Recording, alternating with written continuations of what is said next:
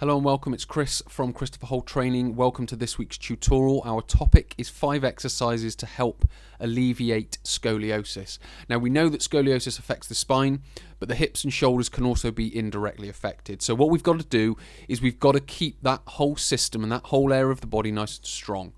So what we're going to be doing is we're going to be focusing on core strength and core stability. Now core strength is your ability to hold a posture, and your core stability is more about coordination, balance, posture, and being able to move well, if we could say.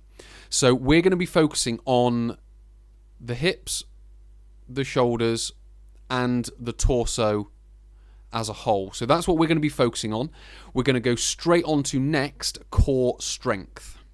As I mentioned previously, core strength is about being able to hold a posture and building endurance within the core muscles. So where I've used core strength as the title, that's because it's recognizable. But what we really mean is your core endurance. So your ability to hold a posture for a period of time whilst resisting or minimizing fatigue. So we do that with these 3 exercises. So you can see exercise 1, the plank. Exercise 2 is the side plank, and exercise 3 is the bridge. So what we're doing here with the plank is we are building up the front of the abdominal wall, or the anterior portion of the abdominal wall, which includes the rectus abdominis and the obliques.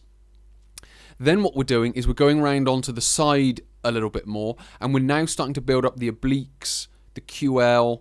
To some degree we'll be building the lats. To some degree, we'll be building parts of the rectus abdominis, but we'll also be focusing a little bit of the work on the shoulder as well. You'll also get parts of the hip, as that is closely related into the obliques and into the core as well. So with the first 2 exercises, we're covering the front and the sides. What we're then going to do in exercise 3 with the bridge is we're then going to build up the posterior portions in the gluteal muscles. Yes, this will then go up into erector spinae as well, so that will help, but we've got to manage our position throughout it. So we're going to be using holds within this one. So you might use a 10-second hold twice. So you would just put a 5-second recovery in between that. So you do 10 seconds, then a 5-second rest, then 10 seconds, and a 5-second rest again, and then you would complete it. Because all we're looking to do is we're not looking to fatigue the muscles within an inch of their life. We're looking to build their endurance over time. So instead of then increasing this from 10 to 15, we would increase from what would be 2 repetitions to 3 repetitions to then 4 repetitions. So we're then building endurance all the way around the core, and we're learning to co-contract all these different muscles. So even within this muscle, although it's an anterior portion of the core, we're still going to be working here and here. The same with the side plank. Yes, it's more dominant on the side, but we're going to be working up the middle as well. And also with the shoulder bridge, yes, it's more on the posterior portions of the torso, but it's also going to be working the anterior as well. So all the way throughout all of these 3 exercises, we are then able to cover the whole of the core, which is going to build the endurance and help manage the position of your scoliotic spine. So what we'll now talk about is core stability, which is more about balance, coordination,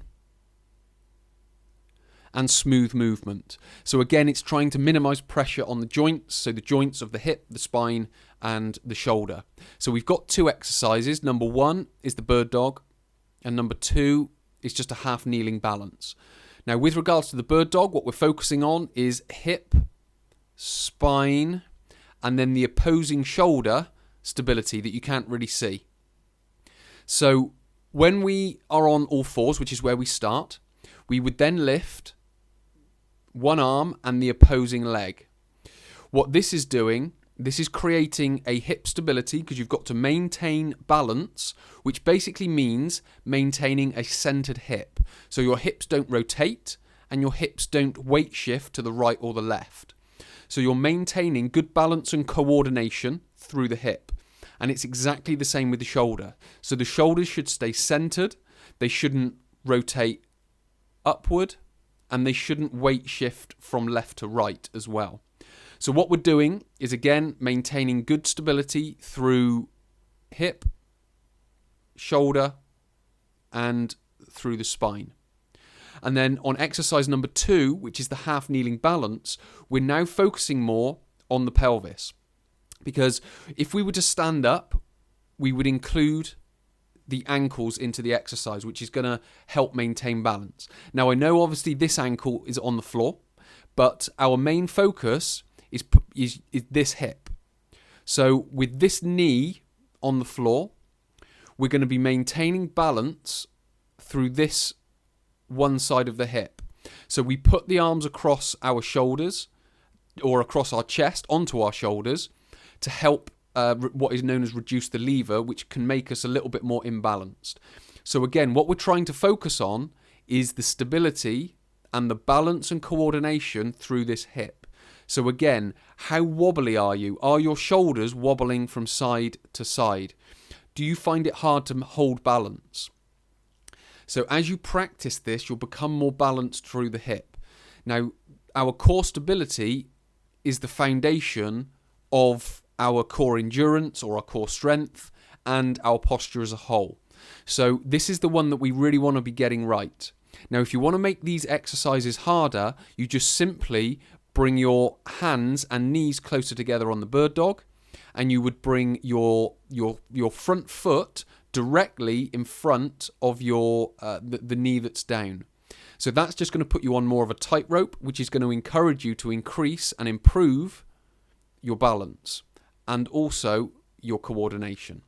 So these are my 5 exercises to help alleviate scoliosis and help manage the position and the scoliotic curve in your spine. So hopefully this has been helpful. Hopefully it's given you some bits and pieces to take away. Start doing these exercises, practicing them and improving on them. So many thanks for watching. My name is Chris from Christopher Hole Training. I will speak to you in a future video.